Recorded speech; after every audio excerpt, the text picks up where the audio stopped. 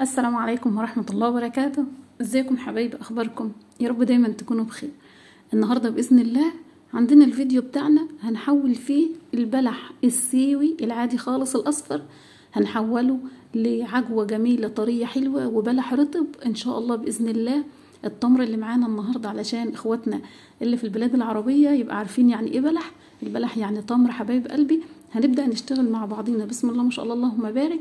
هقولك ايه السعر واقولك تستخدميه ازاي وتعمليه ازاي، واقولك كل حاجة من البداية لغاية النهاية، يعني من اول ما تجيبي البلح او التمر من على النخلة لغاية ما تبدأ تعمليه عجوة وتعجني بيه كمان. وهوريكي كل حاجة بإذن الله في الفيديو، واقولك كل حاجة، واقولك ليه تغسليه وما غسلتوش تعملي ايه بدل الغسل، واقولك تحفظيه ازاي وتحفظيه بطريقة المصانع ازاي وبطريقتنا احنا بتاعة البيوت ازاي، واقولك كمان تحفظيه في حاجات صغيرة ولا حاجات كبيرة، واقولك ايه الافضل لنوع الحفظ، واقولك ايه كمان الحاجة اللي انت هتحطيها عليه علشان تحفظيه بيها سهل. هنسمي الله ونصلي على الحبيب المصطفى، اللهم صل وسلم وزد وبارك عليك يا حبيبي يا رسول الله على آلك واصحابك اجمعين. احنا هنا كده حبايب قلبي من بداية الفيديو، احنا عندنا البلح بتاعنا اهو زي ما انتوا شايفين كام شكل في الطبق. طب البلح ده جايباه ازاي يا ام يوسف؟ دي نخله حبايب قلبي ومقطوعه، هوريك دلوقتي العرجون بتاعها شكله ايه وبنحطه ازاي. انا هنا بقسمه ل3 اقسام او 4 اقسام عندي. اهم حاجه ان انا اعين منهم البيضه، واعين منهم المستويه لوحدها، واعين منهم المتوسطه لوحدها. يعني ايه البيضه؟ البيضه دي اللي هي التلفه زي اللي على الصينيه كده بالظبط. اما العرجون ده كده العرجون جاي من على النخله زي ما هو، بناخد منه المستويه وبناخد منه البلحه اللي نصها مستوي ونصها لا زي اللي انتوا شايفينها في ايدي دي كده نصها مستوي ونصها لسه. اللي نصها مستوي ونصها لسه بنحطها في شكل لوحديها خالص، وهقولك تعملي بها ايه زي ما انت شايفه كده تمام. وهنرجع ننقي البلحه المستويه خالص اللي هي لونها غامق شويه، ده بلح سيوي اصفر، ده بلح سيوي يعني اصفر مطمر واصفر خشور تمام كده. هقولك برضو لو عندك بلح مصر تعمليه بايه او تعمليه ازاي واحنا في الفيديو. دي البلحه المستويه خالص اللي انا هعملها تمر طري او تمر رطب، او هعملها عجوه طريه خالص نعمل بيها القرص والكعك والبسكوت والمنين والحاجات دي كلها تمام كده. تمام كده كل مرحله هجيلك واقولك باذن الله كل حاجتها ايه. انا كده فرست البلح عندي خالص، حطيت اللي في الطبق الكبير اللي قدامكم على طول ده، دي البلحه المستويه خالص اللي احنا هنعملها عجوه. دي اللي زي اللي في ايدي دي، بس لسه طبعا هتعوز تتحمص في الشمس الاول. دي كمان البلحه المتوسطه ممكن تحطيها زي ما هي كده في الفريزر شهرين وهتاكلي منها، ولا شهر وهتاكلي منها، تبقى جميله قوي زي ده بالظبط. اما ده البلح الخشور خالص اللي هو لسه اصفر خالص ما بقناش بنحطه على السطوح الوقت، بقينا بنغسله ونحطه في اكياس زي ما انت شايفه كده ولا علب بلاستيك ونحفظه في الفريزر، ناكل منه باذن الله علينا بخير. كل عام وانتم بخير كده وربنا يبلغنا رمضان على خير، بنفطر منه في رمضان. اللي عندنا ده بقى اللي قدامي انا ده نص البلحه مستويه ونصها لسه. لو انا عايزه تحطيها في الفريزر حطيها، عايزه تخليها فوق تشمسيها فوق وتعمليها تمر مفيش مشاكل عجوه. اما دي البلحه البيضه نقط منهم كل البلحه البيضه اللي فيهم. بيضه ازاي يا ام يوسف؟ بتكون ناشفه وبتكون من جواها مش مظبوطه، من جوه قلبها مش اللي هو فهمتوني، وبتكون ناشفه قوي زي ما انت شايفاها كده. هقولك برضو السعر ازاي وهقولك كل حاجه باذن الله احنا جايين، بس الحته دي علشان احنا لسه فيها كده. دي بقى البلحه الخشوره اللي هي الصفرة او الحمراء، بنعملها بنفس الشكل، نغسلها كويس ونحطها في مصفى تتصفى ونحطها في الاكياس ونحطها في الفريزر تمام كده. تقعد 4 شهور 5 شهور لغايه رمضان، نعيشنا وكان لينا عمر نفطر بيها في رمضان على الفطار. نيجي هنا بقى على السطوح. دي اول حاجه البلحه المستويه. عندنا التانية البلحة المتوسطة اللي فيها نصها أصفر ونصها مستوي، هنعملها بلح هقولك برضو عليها بإذن الله دلوقتي. هنفرش بس الفرشة بتاعتنا كده ونظبط أمورنا، لأن كان فيه كمية تانية احنا شلناها وحطينا دول مكانهم، فلازم ننفض المكان علشان يكون نظيف. هوريها لك برضو.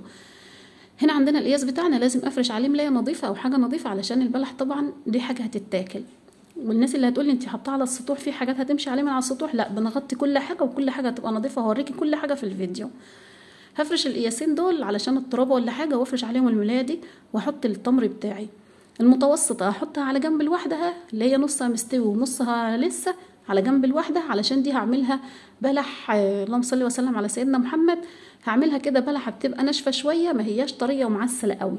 احنا هنا بنسميها حكش، ما اعرفش انتوا بتسموها، يبقى اكتبوا لي بقى في التعليقات. دي عندنا البلحه اللي هي المستويه خالص، بس بحب احمصها تحميص شمس الاول وارجع احمصها تحميص بيت بقى فرن تحت، فهمتوني؟ هنا بقى انا كان المفروض ان انا اقعدها يوم وابدا امسحها علشان ابدا احمصها. انا ما بحبش بقى حكايه التمسيح دي، ان انا امسحها بقماشه ابلها ميه وامسحها. القماشه بتاخد وقت معايا في التمسيح وما بتكونش النظافه اللي انا هوريها لك دلوقتي. كده انت شفت البلحه عندنا شكلها ايه. فرشناها، ما فرشناهاش قوي على السطوح، بنخليها عاليه برضو شويه علشان لو فرشتها قوي بتنشف مني. شايفه البلحه بسم الله ما شاء الله اللهم بارك، حلو قوي. ده النوع الحكش اللي هو بتبقى حرشه شويه، بتنشف معايا وبتتاكل كده زي البلح اللي احنا بنجيبه في رمضان، ما هوش معسل. دي الكميه اللي كانت موجوده بعد ما غسلناها وحطيتها في الطبق. شوف اللي مغسوله من غير اللي مغسوله بقى شكلها عامل ازاي. هوريكي برضو نغسلها ازاي في الفيديو. تمام، ما شاء الله اللهم بارك، نظيفه وحلوه قوي اهي، ما فيهاش اي حاجه خالص عكاسه ولا اي حاجه. قلبها من جوه متحمص تحميص شمس. شايفه صفرة ازاي؟ دي تحميص شمس. اللي دي بقى لسه ما خدتش شمس فبيبقى ابيض شويه. تمام كده، تمام كده. لايك بقى منك حلو، شجعيني علشان اكمل لك الفيديو بخير. هنا بقى خلاص هغطي الطبق ده لتاني يوم. بحب اديله تحميصة شمس تانية في الطبق لتاني يوم. اهو غطيته بالصينية بتاعته، وتاني يوم نيجي نشوف البلح بتاعنا هنا اخباره ايه، وناخد البلح ده معانا كمان علشان نحمصه. تمام حبايبي، تمام يا حبايبي. يلا تعالوا هنا بقى نشوف اخبارنا ايه هنا. هنا ده كان تاني يوم ما حطيت البلح في الشمس. البلحة المستوية على النخلة مش بتاخد وقت كتير فوق في الشمس علشان ما تنشفش معايا. كده خدت تحميصة شمس بسيطة ولسه هكملها بس بعد ما اغسلها. انا بس حبيت اوريها لك اهي. ودي كمان البلحة اللي هي بنقول عليها اللي هي ناشفه شويه، دي اللي زي البلح اللي بنشتريه ناشف وبنخمره ببلح. لو انت عايزه تعمليها برضو هتبليها في رمضان ببلح كده بتبقى جميله قوي. تمام. هنا بقى دي البلح اللي احنا غطيناها من قبلها بيوم، بتاخد تعسيله حلوه قوي كده في الطبق لما بتغطيها ولا في الحله. اللي تاني يوم بتاخد نعومه وتلميعه وتعسيله وكل حاجه حلوه زي المتابعين بتوع ام يوسف كده. تمام كده، تمام كده. معقوله البلح اللي هناك ده يا ام يوسف هيكون شكل ده؟ ايوه هيكون شكل ده مع بعضنا في الفيديو، واقول لك انا عملت ده ازاي بس بطريقه التاني هنا بقى مع بعضنا. انا جايبه الفرشتين دول يا ام يوسف علشان اتقل تحت البلح بعد ما اغسله. لازم لازم لازم اتقل تحت البلح بعد ما اغسله. ليه؟ علشان القماشه دي اللي هتشرب لي الميه كلها اللي موجوده في البلح. نور عيني وحبيبه قلبي اللي قالت لي انا غسلته وحطيته ساعتين وطلعت بعد الظهر شلته وحطيته في الفريزر كده هيبوظ منك وهيدي ريحه مش كويسه. لا، احنا لازم نبيت يوم تاني، ياخد شمس يوم تاني بعد ما بنغسله. وفي ناس بتديله شمس يومين حسب ظروفك انت. تمام. جبت ميه معايا في جوز معونات، يعني معون ومعون، والمصافي طبعا معايا. شوفي المقدار اللي انا حطيته، هو انا شغاله معاكي كده ما فصلتش. انا حطيت على طول الكميه وغسلتها من هنا بايدي بس اللي بتحرك البلحه، ما بدوس جامد.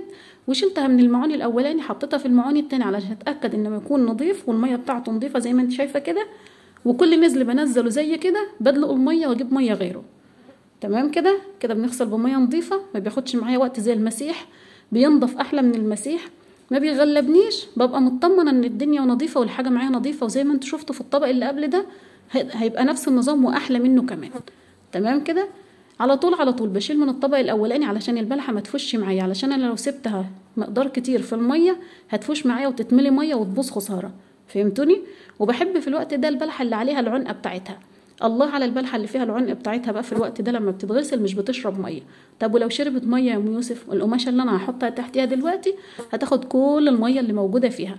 يعني باذن الله حاجه مضمونه وحاجه حلوه. عملناه السنه اللي فاتت ونزلناه وعجبكم، وناس كتير عملت زيه، وناس كتيره كمان عملته مشروع واشتغلت فيه بسم الله ما شاء الله اللهم بارك، ويسهل للجميع يا رب. هنا بقى هشتغل زي كده بالظبط. تعالوا بقى نفرش الفرشه بتاعتنا علشان نطمن ان الفرشه جديده تحت البلح، يعني هتشد للميه كلها اللي موجوده في البلحه.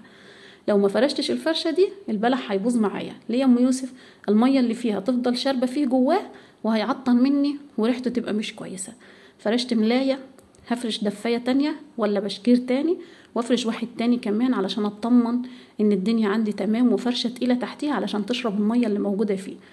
كده بغسل زي ما قلت لكم، بغير كل ما بغسل نزل زي دول بغير الميه واغسل جنبيه، هجيب النزل التاني وكله كده لغايه ما اخلص بقيه الكميه بتاعتي.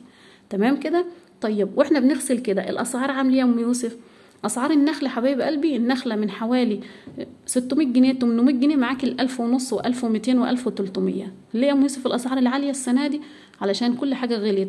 تاني حاجة البلحة حسب حمولتها، النخلة حسب الحمولة بتاعتها. في نخلة ما شاء الله اللهم بارك عليها كتير، وما شاء الله اللهم بارك مش بايظة، يعني متمكنة من الأول كويس، فمنتجة إنتاج كويس، بتتباع ب1000 1200 1300 حاجات زي كده. أما البلحة اللي هي فيها بلحة صيص أو بلحة بايظة، أو مثلا حد محرجمها ومخلص منها البلح، دي بتتباع ب600 800 700 حسب الشيل اللي النخلة شايلاه. تمام كده؟ تمام كده. غسلنا البلح بتاعنا وقنرناه حلو زي المقنرين الحلوين حبايب قلب ام يوسف المتابعين بتوعها. وكده هنسيبهم يشمسوا يوم، ونيجي تاني يوم. جينا هنا بقى تاني يوم نطلع الحاجه بتاعتنا، شايفه نظيفه وحلوه زي العسل، بنغطيها بحته شاشه صغننه سمراء بحيث ان هي تعين الدبانه وتعين الترابه في الوقت نفسه، تخلي الشمس عليها برضو. مفيش ميه خالص تحتيها، تعالوا شوفوا، ما فيهاش ريحه الميه خالص لان انا صفيتها كويس في المصفى، دي اهم حاجه. تمام كده؟ اهو بشيل واحط، ايديا ما بتتبلش خالص ولا اي حاجه خالص، ايديا نظيفه مفيش حاجه فيها خالص، ما شاء الله اللهم بارك. ده نظيف وده نظيف. البلحه دي بتبقى طعمها ممتاز، ما اقولكيش بقى على البلحه دي اللي ناشفه شويه، دي بتبقى ايه حاجه كده جميله قوي، وبتندخ كده وبتبقى حلوه، ما بيكونش عسلها كتير زي دي. تمام تمام. يلا حبايبي بقى نشوف هنعمل ايه. هنا بقى خلاص انا هبدا اعزل بقى الشويه اللي هم الحكش دول، اللي احنا بنسميهم حكش دول او بلحه ناشفه شويه، وباخد التمره اللي هي المعسله معايا او الطريه معايا او النزل الاولاني او البلحه المستويه خالص اللي انا خدتها في الاول. شوفوا بقى القماشه معايا عملت ازاي لما شربت كل الميه اللي موجوده في البلح او في التمر. تعالوا نشوف القماشه بتاعتنا، بس ما بزعلش عليها، شويه ميه وشويه اريال كده وكلور بتروح زي العسل. اغطي بس دول واوريهم لك ونشوف القماشه بتاعتنا. تعالي بقى، شايفه القماشه بتاعتنا عامله ازاي؟ بس اللي تحتيها مفيش خالص، لان القماشه اللي عندي قطن وحلوه شالت كل الميه اللي عندي. دول بقى اوردر كده جاي لنا جديد لوحدي، هنعمله لوحدي برضه بس في فيديو تاني نعيشنا وكان لنا عمر، نحطه ان شاء الله على القناه التانية. ده هنا بقى كده واحده بعتهولي وقالت لي اعمليهولي من عيني دي ومن عيني دي، اجمل متابعه عندي، كلكم حبايب قلبي، ربنا ما يحرمني منكم ابدا. برضو حطينا البلحة المستوية لوحديها خالص والبلحة اللي نص ونص لوحديها. الحكش بتاعنا هناخده بكرة بقى لما نيجي نحمص. احنا كده هنبيت البلح اللي في الطبق، نبيته لتاني يوم علشان ياخد شمس، ونرجع نيجي تاني يوم نبدأ نحمص. شايفة البلحة اللي مغسولة والبلحة اللي مش مغسولة؟ تاني وريتها لك اهو، دي اللي في الطبق اما دي اللي هنا. شايفة فرق طبعا كبير خالص خالص خالص. حاجة نظيفة، حاجة حلوة تاكلي منها بألف صحة وعافية. عايزة تعمليه مشروع، عايزة تشتغلي عليه كده وترزقي منه حلو مش وحش. هنا بقى هسيبه برضو يوم واجي تاني يوم اخده. جينا هنا تاني يوم لازم ياخد شمس يوم سليمة وهو في الطبق زي ما هو كده، غير الشمس اليوم او اليومين اللي خدوا مع الفرشة. خلوا بالكم معايا في الحتت دي علشان حاجة تعمليها تيجي مظبوطة معاكي. الحكش بتاعي بقى هاخده على الصينية بتاعتي علشان انزل احمص. تمام كده؟ هعبي بقى الكمية بتاعتي دي كلها ويلا ننزل تحت. دي بلحة مصري، طيب ينفع البلح المصري يا ام يوسف بنفس الشكل؟ ايوه ينفع، وهيبقى جميل برضو مش وحش اهو. متحمصه نفس هي بس ما بيتعملش معسل، بيتعمل حكش زي ما انت شايفه كده بالظبط. برضو حطيه شمس يومين على السطح، شمس يومين مش يوم، ياخد شمس كويس، اغسليه وفرشيه تاني على فرشه نفس الكلام، وخديه حمصيه، بس ما بتعبيهوش في اكياس، بتحمصي وتحطيه في حاجه يتهوى لتاني يوم لما ينشف بتبداي تاكلي منه وتعبيه في علب بقى ولا حاجه، ما بتعبيهوش بقى في اكياس. البلحه اللي هي المصري اللي هي البلحه الحمراء ما بنعبيهاش في اكياس، بنعملها بلح حرش كده بيبقى زي الحكش اللي انا هوريهولك في اخر الفيديو النهارده. برضو شايفه هنا البلحه المتوسطه برضو اهي لوحديها، والبلحه التانية لوحديها. دول كانوا شويه احنا كنا فرزينهم قبل كده وجبتهم هنا حطيتهم، قلت يتشمس لان الولاد ما كانوش هياكلوهم هيبوظوا خساره تحت. دول بتوع الطلبيه اللي هي جات لنا. ماشي، يلا حبايب قلبي ننزل بقى نشوف هنحمص ازاي. خدنا البلح بتاعنا ونزلنا ولعنا الفرن بتاعنا يسخن، وعبال ما الفرن بتاعنا يسخن هنبدا ننقض البلحه. انهي بلحه يا ام يوسف؟ البلحه الاولى اللي احنا حمصناها، اللي هي اللي احنا حمصناها تحميص شمس. تمام كده؟ اللي هي البلحه الام الحلوه المستويه على النخله فوق. تمام، بس اخدناها شمس يومين زي ما قلت لك، وغسلناها واخدناها شمس تاني يوم وحطيناها في الحله تاني، خدت شمس يوم تاني في الحله متغطيه، وتاني يوم جبناها ونزلنا. تمام كده؟ بياخد معانا مراحل، بس بتاخدي منه حاجه حلوه ونظيفه. بتشتري منه الكيلو ب100 جنيه وب90 جنيه عجوه زي ما انت شايفه، شويه زي اللي في الصينيه قدامك دول كده بتشتريهم ب90 جنيه وب100 جنيه. لا انا اعمله في البيت هيبقى وفر عليا وجميل، وفي الوقت نفسه اخزن برضو للصيام لرمضان، واخزن في بيتي اكله كده يعني هتاكلي منه كام شكل. تمام، هنا بقى بنقط كل البلحه اللي فيها عنقايه زي ما انت شايفه كده. شايفه جبت المعلقه وبحرف المعلقه وبدات اعد كل العنقه اللي موجوده. تمام كده. ليه يا ام يوسف؟ علشان لما احطها كده في الكيس عندي تكون بجد بجد بلحه حلوه. اي بلحه بايظه ما تحمصيهاش، وانت بتعملي كده بتلاقي تاني بايظ تاني. تمام كده. ولعنا الفرن وسخناه حلو قوي قوي قوي قبل ما نحط اول صينيه، وبدات بطيت الجوانب زي ما شفتي ووطيت القعر كمان، وبدات حطيت اول صينيه وسمينا الله كده وصلينا على الحبيب المصطفى. نبدا بقى نقلب بقى الصينيه بتاعتنا كده علشان البلحه كلها تتحمص تحميص واحد. ببدا ان انا احطها حوالي 5 دقايق واطلعها اديها تقليبه زي ما شفتي، واطلعها تاني بعدها ب5 دقايق ارش عليها رشه سمسم علشان السمسم يتحمص معاها في نفس الوقت وياخد ريحه جميله منها ويحافظ عليها من التنميله اللي بتيجي للبلح. اي عجوه عندك فيها بلح فيها تنميله كده حطي عليها اول ما تجيبيها رشه سمسم، هتتحفظ معاكي تقعد سنه سليمه ما يجرالهاش اي حاجه ابدا. وهقول لك برضو تحفظيها ازاي بعد ما نعبيها في الاكياس ونعمل كل حاجه، هقول لك كل حاجه باذن الله واحنا جايين. هنا برضو ده عبال ما بديت تتحمص بكون كم عبيت الصينيه التانية. عبيتها ازاي؟ يعني نقطها من البلحه الوحشه لو بلحه بايظه، ولو كمان فيها عنقه او حاجه بعين كل الكلام ده. تعالي بقى كده نشوف هنعبي ازاي ونعبي في ايه. دي اول حاجه كده. اول ما الصينيه طلعت معايا بحب اعبيها وهي سخنه. الناس اللي هتقولي طب السخن يا ام يوسف والبلاستيك، لا احنا كده ان عبيتيهوش وهو سخن ما هيعسلش معاكي ابدا ولا هتكون عجوه طريه. جربي مره في صاج عندك واحد ولا شويه قليلين وحمصيهم وحطيهم بره لما يبردوا وارجع اعبيهم، هتبقى بلحتهم ناشفه قوي وما هتكونش طريه زي ما انت عايزاها. تمام. هنا رشينا حبه السمسم وبدانا ان احنا نعبي في اكياس، وبديه لويه بسيطه واركنه جنبي. ما بتربطيهوش على طول يا ام يوسف، لا بديله لويه بسيطه علشان ياخد نفس البلح، ياخد نفس وما يسخنش في الكيس قوي برضه ويضر، وفي الوقت نفسه عايزه اعبيه وهو سخن. طبعا في التعبيه وهو سخن ما تقدريش انك انت تعبي بايدك، عبي بمعلقه لغايه ما تخلصي حاجتك. هنعبي معانا برضو باذن الله بكام طريقه. دي اول طريقه بتاعتنا احنا بتاعت الارياف بالاكياس. تعالي بقى اوريك اللي متحمصه تحميص فرن واللي متحمصه تحميص شمس. دي اللي احنا محمصينها تحميص فرن، يعني دي اخر تحميص ليها. بلحتها سخنه، البلحه من جوه صفرة، النوايا بتاعتها سخنه. تمام كده. شايفه شكلها ما شاء الله اللهم بارك.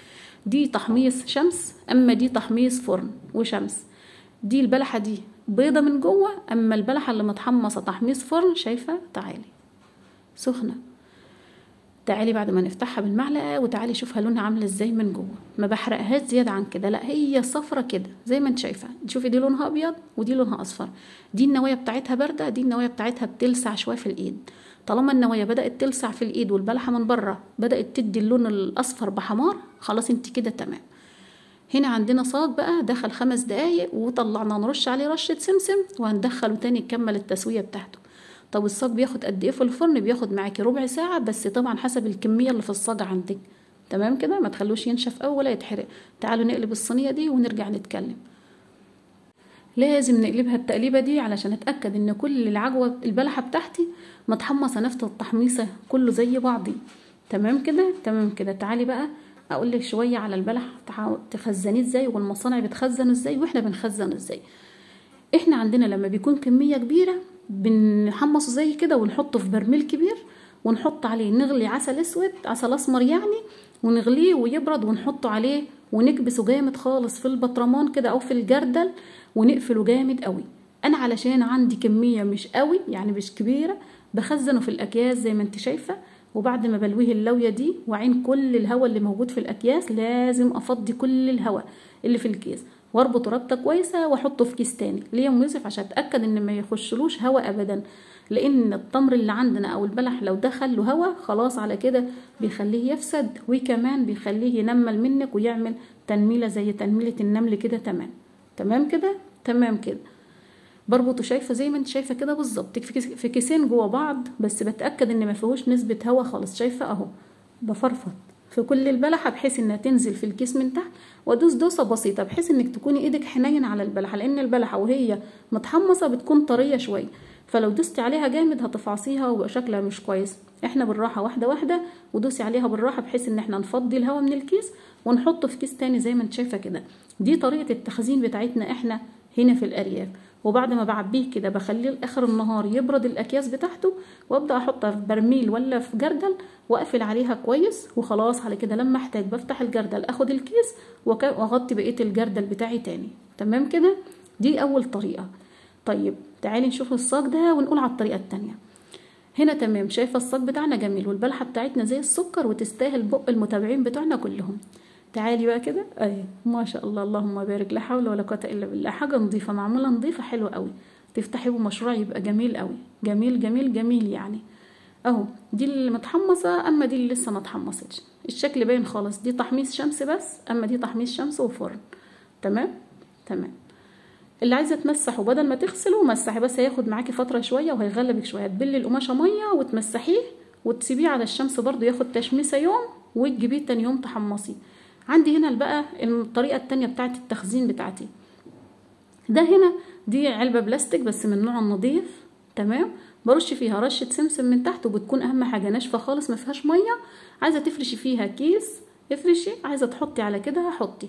وبحط كميه البلح بتاعتي برضو وهي سخنه، وبضغط على البلح جامد، وبحط كميه السمسم بتاعتي اللي انا بحطها وبضغط عليها جامد خالص، بحيث ان انا بضغط بعقل، ما تكونش بدوس قوي علشان برضو ما بهدلش البلحه معايا، وبحيث ان انا لما اجي احتاجها واطلع منها العجوه بتاعتي الاقيها حلوه ومش مبهدله خالص كده والبلح مقطع معايا. تمام، الاقي البلحه سليمه كده وقاعده بقعدتها وجميله في الوقت نفسه. وكل شويه بهز العلبه بتاعتي بحيث ان هي اضغطها جامد او اكبس فيها البلح جامد، بحيث ان هي لما بيتكبس جامد كده بيكون بيعيش معاكي فتره وبيكون حلو قوي ومعسل كمان، هيعسل واحنا لسه قاعدين، وهوريهولك برضو في اخر الفيديو دق عسل كده من تحت ومن الجوانب كده حلوه. ايه، مليت العلبه كويس ودوست عليها بايدي، طبعا هو سخن البلح، وهرش عليها رشه سمسم، وهبدا احط عليها كيس نايلون كيس بلاستيك، وهبدا ان انا اغطيها غطا حلو قوي علشان اتاكد برضو ان ما يدخلهاش هواء.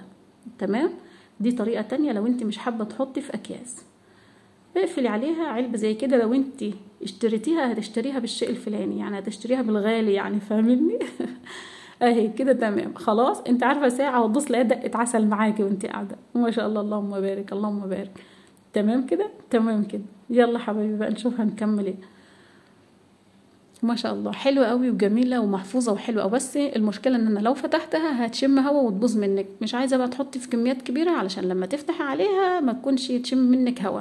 تمام كده، اول ما تفتحي خدي كميتك اللي انت عايزاها واقفليها تاني، علشان لو البلح شم هوا خلاص على كده مش هيديك الانتاج اللي انت عايزاه. لازم اهز الصاج بتاعي كويس، البلحه مفرفط عن البلحه التانية، مفيش بلحه مفعوصه مني غصب عني، لازم اقولك كده علشان تخلي بالك من حاجتك. البلح كله ما شاء الله اللهم بارك جميل حلو قوي، سخن وحلو زي العسل. شوفي النوايا عندي تكون سخنه والبلحه من بره تكون مديه حمار بصفار كده، واخدين بالكم؟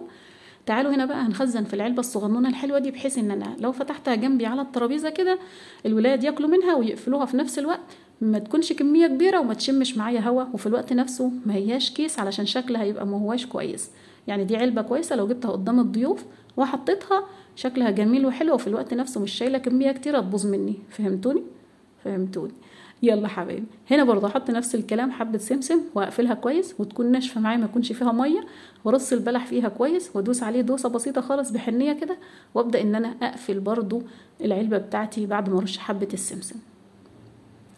يلا نقفل العلبه بقى، هتقفليها كويس وتضغطي عليها بحيث ان هي تتقفل. خلاص على كده كل سنه وانتم طيبين بقى، بعد يوم كده او 2 او شهر او سنه او معاكي 2 3 خلاص العلبه هتبقى جميله. دي بقى زي العلب اللي بتيجي من الخارج، اللي هي بتوع الامارات والمغرب اللي معانا وبتوع الكويت، هيقولوا لك نفس اللي عندنا كده. تمام كده. تعالوا بقى كمان هقول لك حاجه تانية برضو تخزني فيها. العلبه بتاعتنا بدات تدق عسل من اهي، بدات تدينا كده طبعه عسل، ده كمان احنا كده ما كملناش 10 دقايق واحنا قاعدين لسه. والاكياس برضو بتاعتنا بدات تدي تلميعه كده، عشان على خلي بالك ان دول جوز اكياس في بعضيهم، فهمتيني؟ والعلبه برضو بدات تعمل معانا عسل، بجد بجد حاجه نظيفه وحاجه حلوه. حطوا لنا لايك حلو بقى منكم جميل، يا اجمل عيله في الدنيا. دي العلبه التانية الصغيره، تشيل حوالي، انا ما وزنتهاش بس تشيل حوالي 8 كيلو كده او ربع حاجه زي كده، مش عارفه بالظبط تشيل قد ايه لان انا ما وزنتهاش بصراحه. برضو برص فيها البلحه بالبلحه كده. لو انت هتعملي مشروع وهتجيبي علب زي دي كده هيبقى جميل معاكي، في الوقت نفسه شكله جميل، وفي الوقت نفسه اللي هياخد البلح ما يلاقيهوش مبهدل قوي منك. تمام كده، تمام كده. يلا حبايب قلبي نكمل مع بعض. هبدأ بقى اكمل كل كمية بتاعتي زي ما انت شايفة كده، علشان خاطر ابدأ بقى اخزنها. تخزنيها ازاي يا ام يوسف؟ زي ما قلت لكم، لو انت عايزة تحطيها بلح بس تحمصيه بلح بس وتفضي من الصاج على طول في البرميل، وبعد ما يبرد وبعد ما تخلصي قصدي تكوني جايبة عسل اسود وغلياه وتحطيه عليه، واقفلي بقى البرميل بتاعك كويس كده. تمام التمام. وبيعي منه بالكيلو عادي، يعني تاكلي انت منه عادي. ده بقى هنا اللي كان بايت على السطح، شايفه عمل عسل ازاي؟ يعني هو بايت يوم واحد على السطح في الطبق. تخيلوا انتوا بقى في الاكياس هيعمل ايه بعد ما يتحمص. شايفه العسل اللي هو طرحه تحت؟ ما شاء الله اللهم بارك. بجد لما بتعملي حاجه نظيفه ومن قلبك بجد بتبقى حلوه. ادعمونا بالله عليكم بلايك حلو منكم بقى لو استفدتي اي حاجه. ده بقى كان اخر صاج في النوعيه اللي هي الطريه. لا في صاج تاني اهو، لا لسه معانا الخير ما شاء الله. هنعمل بقى الصاجين دول ونبدأ بقى على اللي هي البلح الحكش على طول. ده بقى النوع اللي هو الحكش، احنا مسمينه حكش، انا معرفش انتوا بتسموه ايه بقى بصراحه. البلحه الناشفه يعني، فهمتوني؟